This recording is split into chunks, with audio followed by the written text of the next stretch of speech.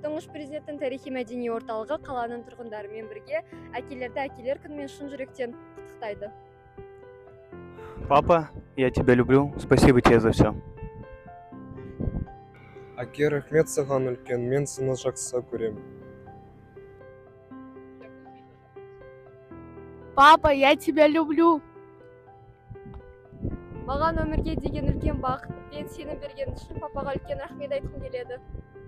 Папа, спасибо за все, я тебя очень люблю, спасибо то, что был всякие неприятные моменты со мной, я тебя очень сильно люблю. Папа, вам спасибо.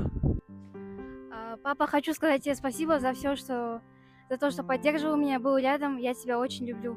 Надеюсь, ты сейчас в лучшем мире. Папа, рахмет, мен сені қатты жақсы көремін. Папа, я тебя очень люблю, честно айтайын. Әкелер күнінің қарсаңында өзімнің әкем Тілеубек баласы Қалқаманға, атамыз Тілеубекке, әкеміз Сәбетке шын жүректен алғыс айтамыз. Осындай бейбіт өмірде, ашық аспан астында өмір сүріп жатқанымызға, алған білімімізге, тұрып жатқан еліміз үшін, жеріміз үшін, сондай-ақ барша әкелерге шын жүректен алғыс айтамыз. Мерекелеріңіз құтты болсын. Спасибо большое, папа. Ильдар, поздравляю тебя с днем рождения и поздравляю с этим днем, с днем отца. Я хочу сказать спасибо папе за подаренную жизнь, за то, что показал мне то, как ко мне должны относиться, мужской пол вообще, в принципе.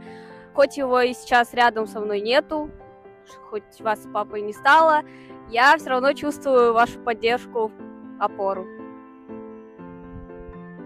Әке, мені осылай тәрбиелегеніңіз үшін рахмет сізге. Менің тірегім болғаныңыз үшін және осындай жетістіктерге жеткенім ол сіздің арқаңызда. Спасибо тебе, папа, за все, за силу, за поддержку, за то, что именно ты мой папа. Я поздравляю тебя с наступающим днем рождения. Ты мой герой.